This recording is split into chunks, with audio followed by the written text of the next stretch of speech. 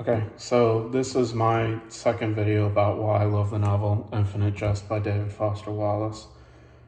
In the read through that I'm currently in, I'm approaching page 100, and this video isn't about any individual section, but rather a characteristic of the book as a whole that I think can be observed within the first 100 pages.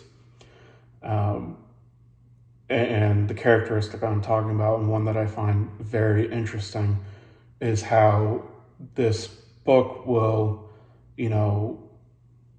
express some of its ideas both directly and indirectly, and give me, sort of the audience member, the reader, the opportunity to sort of pick up on some of its points, both passively and actively.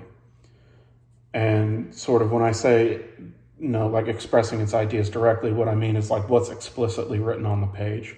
That it obviously makes some of its points by simply having them stated through, whether it be an internal monologue or dialogue between a couple of characters, right? It shows up directly on the page and I just read it and then I have the idea. But it also makes points indirectly by sort of, all these secondary elements of writing, whether it be, style or structure or voice or any of these things, or word choice, any of these things, that, if I sit here as a reader and ask myself, why would the author choose this style in this section? Why would the author choose, paragraphs that run on for pages for one character but not another?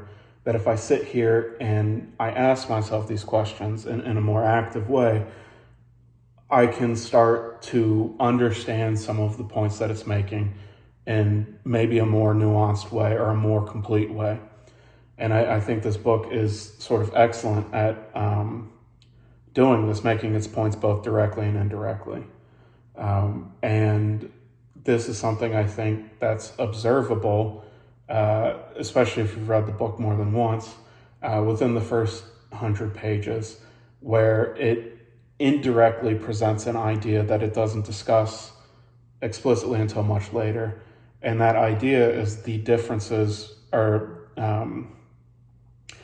the difference between simply listening to someone versus actually hearing what they have to say. And this is something I'll discuss more, much more at a later date, because I think it's one of the most, probably for me personally, the most important philosophy of this book. But I won't discuss it more until it's explicitly mentioned later. And sort of the way that it comes up later, where it's directly discussed, is through, the character of Don Gately, both in his internal monologue and some of the dialogue between him and the newer members of Ennet House, where he discusses what he considers to be the difference between listening versus genuinely hearing someone, and how it's a very important part of him sort of sustaining his sobriety past just the earliest days, and how he had to learn the difference between listening and hearing by simply showing up to AA meetings and observing the person at the podium telling him and everyone else what their story is about how they came in to a 12-step program. And he says, when he's just listening to someone, all he would focus on is the differences, the way the person dressed, the way they spoke, the differences and the way they reached their rock bottom, or what their rock bottom actually was. That when he was just listening, these are the only things he would pick up on, was the differences. But he sort of made the transition into being able to hear truly what a person's saying when he could look past all of the details and realize that at the end of the day, all of these stories are the same. Every story of anybody in that AA meeting is essentially the same. It doesn't matter, what exactly your bottom out was. It doesn't matter, how old you were when it happened, any of these different things. At the end of the day, the stories are all the same. And when he could focus on the similarities between him and the person talking to him, that's when he could actually hear. And once again, I think this is something worth discussing much more, but I won't do that until a later date. The reason why I bring it up now is to say that idea that is presented very directly later in the book can be picked up on indirectly in sort of the opening parts, in the first 100, maybe even 150 pages, where the novel walks through sort of the first step stories of many of the characters, what their lives were like immediately before they came in to any kind of AA program, or maybe not immediately, but what their lives were like before they came in to a 12-step program. You get the stories of Ken, Roy, Tony, Don, a little bit later, Dooney and Emil. You get all of these stories presented to you. And something that I think is very interesting about the way this book is written is that all 5 of these stories, and then a couple of others as well, they are all presented to you in very different ways. Some of them are told from internal perspective, some of them are told from external perspective. Dooney's is even told through this weird email letter thing, correspondence, that they're all presented to you in sort of very different styles and viewpoints.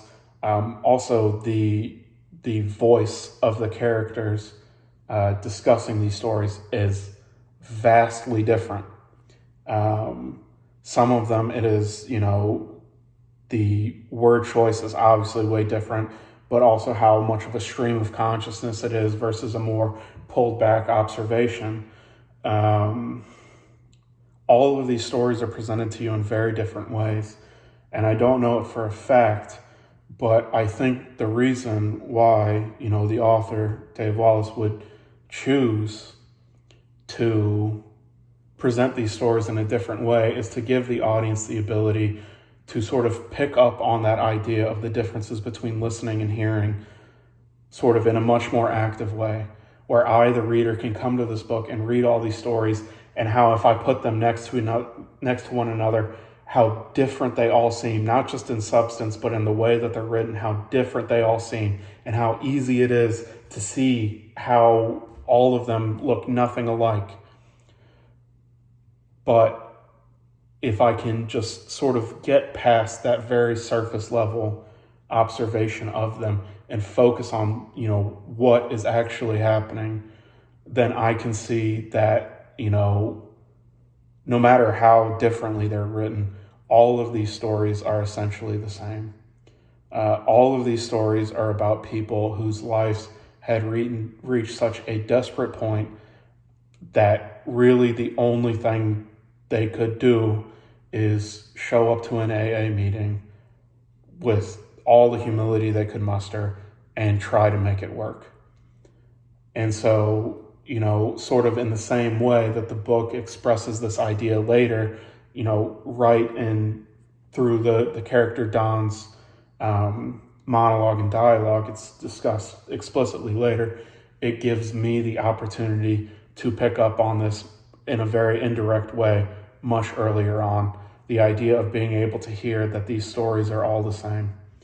And it's sort of this characteristic of this novel, the way that it expresses its ideas in a way that can be picked up on both passively and actively.